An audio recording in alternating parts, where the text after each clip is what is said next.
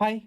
So ഒരു important announcement അല്ലേ, ICAIയുടെ important announcement വന്ന ദിവസം ഭയങ്കര കോമഡിയാണ്. 13th Jan 2025 അല്ലേ, CA ഫൗണ്ടേഷൻ ഇൻ്ററൊക്കെ എക്സാംസ് നടന്നുകൊണ്ടിരിക്കുന്ന സമയത്ത് തന്നെ എന്ത് ചെയ്തിട്ടുണ്ട്, അടുത്ത ഇമ്പോർട്ടൻ്റ് അനൗൺസ്മെൻറ്റ് ICAI വന്നിട്ടുണ്ട്. വേറൊന്നുമല്ല, അടുത്ത എക്സാം അറ്റംപ്റ്റ് എന്നാണ് എന്നുള്ളതും അതിൻ്റെ കാര്യങ്ങളൊക്കെയാണ് കേട്ടോ. അപ്പോൾ ഇതിൽ പറയുന്നത് ഫൗണ്ടേഷൻ ഇൻ്റർമീഡിയറ്റ് ഫൈനൽ, ദെൻ മെമ്പേഴ്സിൻ്റെ എക്സാമിനേഷൻ ഒക്കെ പറയുന്നുണ്ട്. അപ്പോൾ നമ്മളിതിലൂടെ കവർ ചെയ്യുന്നത് ഫൗണ്ടേഷൻ ഇൻ്റർ ഫൈനൽ എക്സാമിനേഷൻ്റെ കാര്യങ്ങളെക്കുറിച്ച് എന്തൊക്കെയാണ് ഈ അനൗൺസ്മെൻറ്റിൽ പറയാന്നുള്ളത് മാത്രമായിരിക്കും നമ്മളിതിൽ ഡിസ്കസ് ചെയ്യുന്നത്. സോ May 25 എക്സാമിനെ കുറിച്ചാണ് പറയുന്നത്. അപ്പോൾ ഇപ്പോൾ പഠിച്ചുകൊണ്ടിരിക്കുന്ന ആൾക്കാണ് ഇത് ആപ്ലിക്കബിൾ ആവുക. അതുപോലെ തന്നെ ഇപ്പോൾ പ്ലസ് ടു പഠിക്കുന്ന കുട്ടികൾ ആൾറെഡി രജിസ്റ്റർ ചെയ്തിട്ടുണ്ടെന്നുണ്ടെങ്കിൽ അവർക്കും May 25 എക്സാം എഴുതാം. അവരുടെ ബോർഡ് എക്സാം കഴിഞ്ഞതിന് ശേഷം എന്ത് ചെയ്യാം, ബോർഡ് എക്സാം എഴുതി കഴിഞ്ഞതിന് ശേഷം May 25 എക്സാം എഴുതാം. സോ അതിൻ്റെ ഡേറ്റുകൾ ആൾറെഡി അനൗൺസ് ചെയ്തിട്ടുണ്ട്. മെയ് ആണോ ജൂൺ ആണോ എന്നൊക്കെ നമുക്ക് ഡൗട്ട് ഉണ്ടായിരുന്നു. പക്ഷേ കൃത്യമായിട്ട് ഇൻസ്റ്റിറ്റ്യൂട്ട് ഇപ്പം തന്നെ ഡേറ്റുകൾ അനൗൺസ് ചെയ്തിട്ടുണ്ട്. വളരെ നേരത്തെ തന്നെ നമുക്ക് അനൗൺസ് ചെയ്തിട്ടുണ്ട്. 15th 17th 19th 21st May 2025 ഫൗണ്ടേഷൻ്റെ എക്സാംസ് നടക്കുന്നുണ്ടാവുക. ദെൻ ഇൻ്റർമീഡിയറ്റിൻ്റെ പറഞ്ഞിട്ടുണ്ട് group 1 3rd 5 7th May 2025 group 2 9th 11th 14th May 2025. അപ്പോൾ ഇപ്പോൾ നമ്മുടെ ബാച്ചുകളിൽ റെഗുലർ ബാച്ചൊക്കെ പഠിച്ചുകൊണ്ടിരിക്കുന്ന സ്റ്റുഡൻസിന് കൃത്യമായിട്ട് മനസ്സിലാക്കാൻ പറ്റും, നിങ്ങളുടെ എക്സാം ഡേറ്റ് വന്നിട്ടുണ്ട്. അപ്പോൾ അതിനനുസരിച്ച് നമുക്കിനി കൗണ്ട് ഡൗണും കാര്യങ്ങളൊക്കെ സ്റ്റാർട്ട് ചെയ്യാം. റിവിഷൻസും കാര്യങ്ങളൊക്കെ പെട്ടെന്ന് തന്നെ തുടങ്ങാം. ഇപ്പോൾ ആൾറെഡി നിങ്ങൾക്ക് ക്ലാസ്സുകൾ കഴിഞ്ഞിട്ടുണ്ടെങ്കിൽ അതിൻ്റെ റിവിഷൻസൊക്കെ പാരലലി പോയി തുടങ്ങാം. ഇതാണ് നമുക്ക് ചെയ്യാൻ പറ്റുന്നത്. എക്സാം ഡേറ്റ് ഫൈനലൈസ് ചെയ്ത് വന്നിട്ടുണ്ട്. ഇനി ഫൈനൽ എക്സാമിൻ്റെതും ഇൻ്ററിൻ്റെ അല്ലേ ഇട ദിവസങ്ങളിലായിട്ട് ഫൈനലിൻ്റെ എക്സാമും ഗ്രൂപ്പ് 1ഉം 2ഉം എന്നൊക്കെയാണെന്നുള്ള ഇവിടെ കൊടുത്തിട്ടുണ്ട്. 2nd 4th 6th May 2025 group 1, 8th 10th 13th May 2025 group 2 അല്ലേ. ഇത്രയും ക്ലിയർ ആണല്ലോ. മെമ്പേഴ്സിൻ്റെ എക്സാമിനേഷൻ നമ്മളിപ്പോൾ കവർ ചെയ്യുന്നില്ല.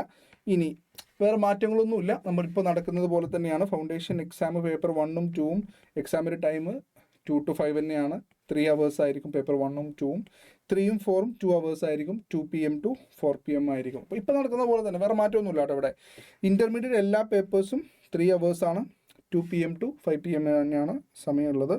ഫൈനലിൻ്റെത് പേപ്പർ 1 to 5 3 hours ആണ്, 2 PM to 5 PM. എന്നാൽ പേപ്പർ 6 നമ്മുടെ പേപ്പർ 6 ഇപ്പോൾ ഉള്ളതുപോലെ തന്നെ 4 hours ആണ്, 2 PM to 6 PM ആണ്. പോസ്റ്റ് ക്വാളിഫിക്കേഷൻ കോഴ്സ് നമ്മൾ പറയുന്നില്ല. ദെൻ ഇതിലുള്ളത് പ്ലേസസ് ഓഫ് എക്സാമിനേഷൻ സെൻറ്റേഴ്സ് കൊടുത്തിട്ടുണ്ട്. ഓരോ സ്റ്റേറ്റിലും എത്രത്തോളം ഉണ്ടെന്ന് പറഞ്ഞിട്ടുണ്ട്. അപ്പോൾ ഇവിടെ നമുക്ക് കേരള നോക്കിയാൽ നമുക്ക് മനസ്സിലാവും. കേരളയിൽ 14 സെൻറ്റേഴ്സ് ഉണ്ട്. അപ്പോൾ ഏതൊക്കെയാണ് സെൻറ്റേഴ്സ് എന്നുള്ളത്, ഏതൊക്കെ സിറ്റിയിൽ എക്സാംസ് അവൈലബിൾ ആണെന്നുള്ളതും ഇവിടെ കൊടുത്തിട്ടുണ്ട്. അപ്പോൾ നിങ്ങൾ അത് കൃത്യമായിട്ട് നോക്കുക എന്നുള്ളതാണ്.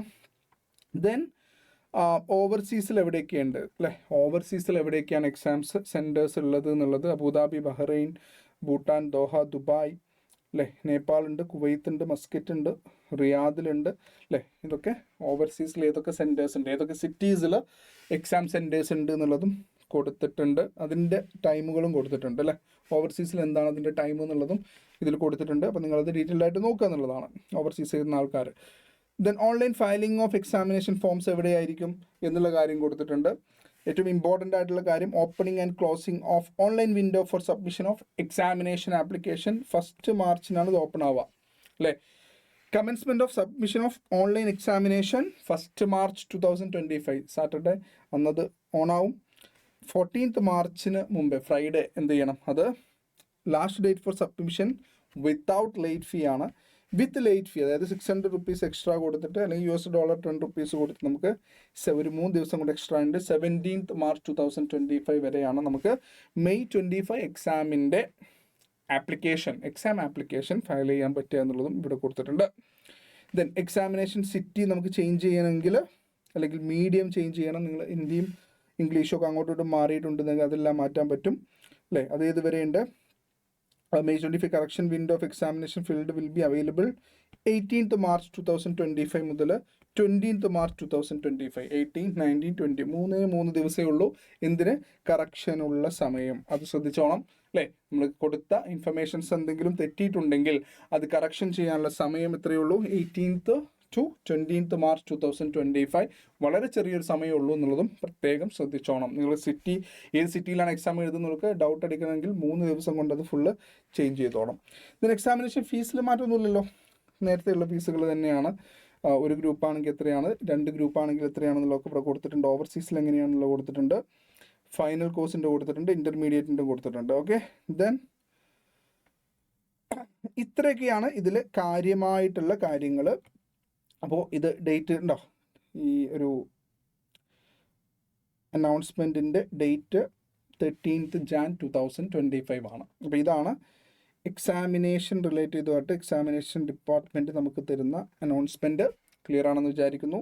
സോ ഡീറ്റെയിൽഡ് ആയിട്ട് അറിയേണ്ട ആൾക്കാർ എന്ത് ചെയ്യാം, ഈ എക്സാമിനേഷൻ അനൗൺസ്മെൻറ്റ് ഒന്ന് ഡീറ്റെയിൽഡ് ആയിട്ട് തന്നെ വായിച്ച് നോക്കുക.